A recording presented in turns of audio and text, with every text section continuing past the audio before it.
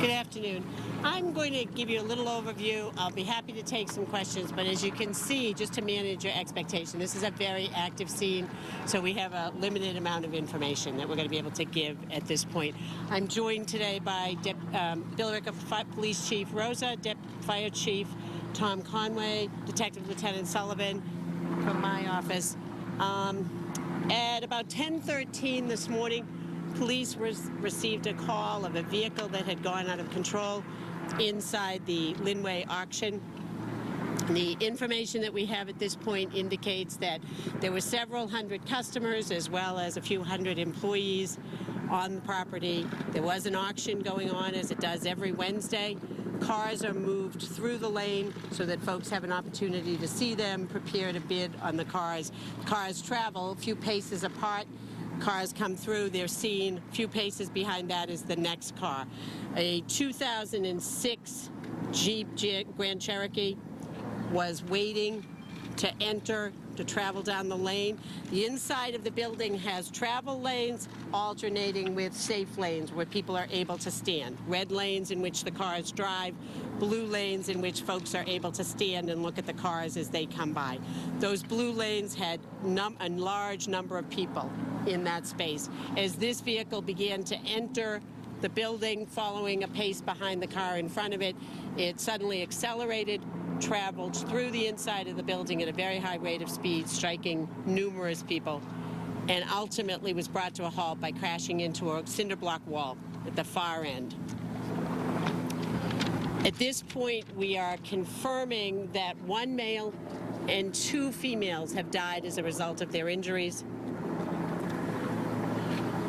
There are another 9 individuals who are at the hospital being treated for injuries, as well as one family member of an individual who is deceased, who was transported from the scene as a result of stress and other activity. So we have, of that, we now know that it'd be 7 people, 8 people with serious injuries and 2 others with life-threatening injuries. They are at various hospitals across the area. We have on scene, obviously, Billerica Police and Fire, as well as the State Police, the cars, the accident reconstruction section of the State Police. This will be a long investigation.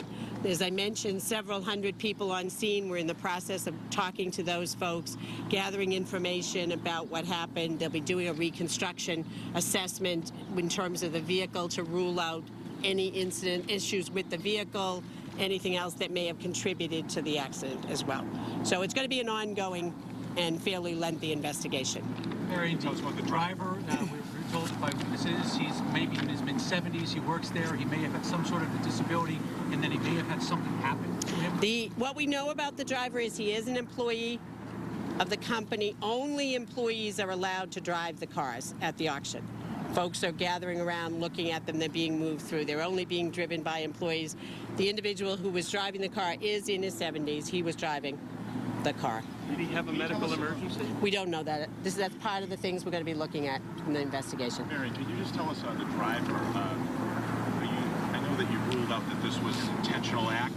The preliminary information we have right now suggests that this is a tragic accident, but obviously the investigation's only only going for about 2 hours. So would that mean that is there a chance that he hit the wrong pedal? And we don't know that. We're going to be looking at all of those things. That's all part of the investigation as we dig into the background. How is the driver?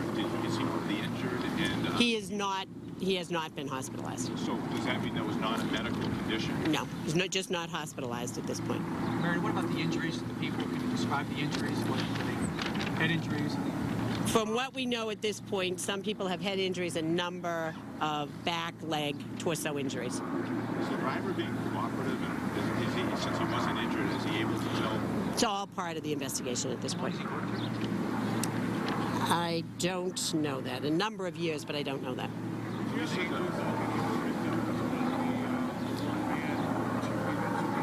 I do not have that at this point yet. Some of this information is very new, so I don't have that information yet. Can you explain where the victims were? You said a male and two females. You know, he accelerated up. I mean, he was in a lane. So there are lanes across the building. There are red lanes alternating with blue lanes. The red lanes are for the cars. The blue lanes are safe lanes for people to stand in. But obviously people are crossing back and forth because they may be looking at a car that's in lane number 2.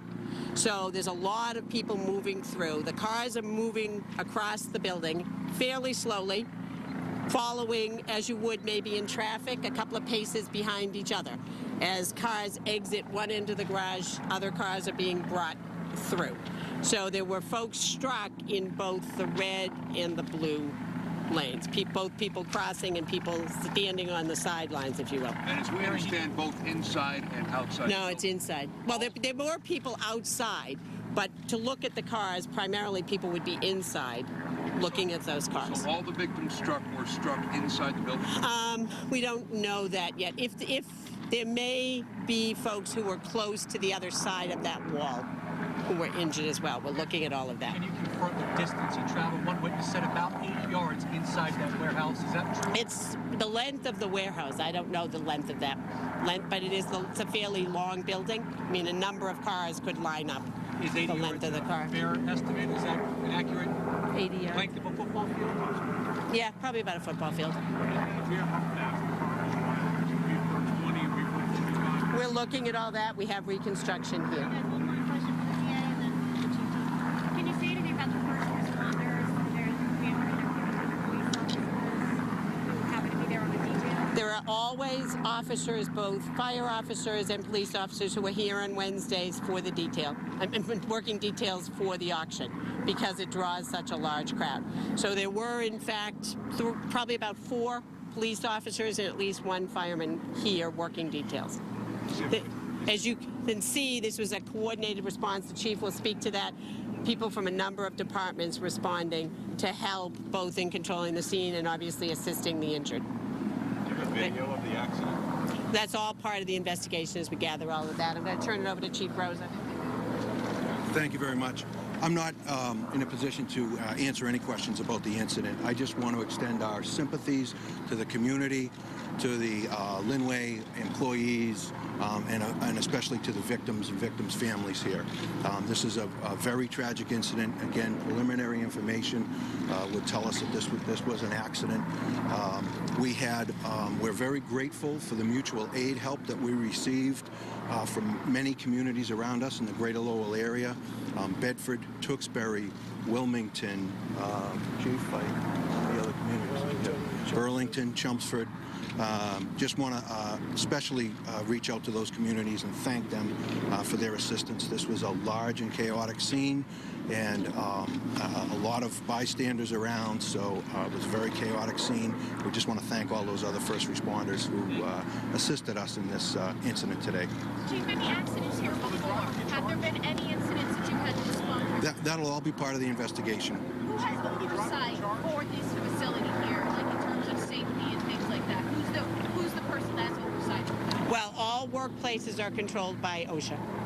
So all workplaces, the safety of those folks are controlled by OSHA. So obviously we appreciate your patience. If there is anything significant happens, we'll provide new information. But this is going to be a fairly long, ongoing investigation.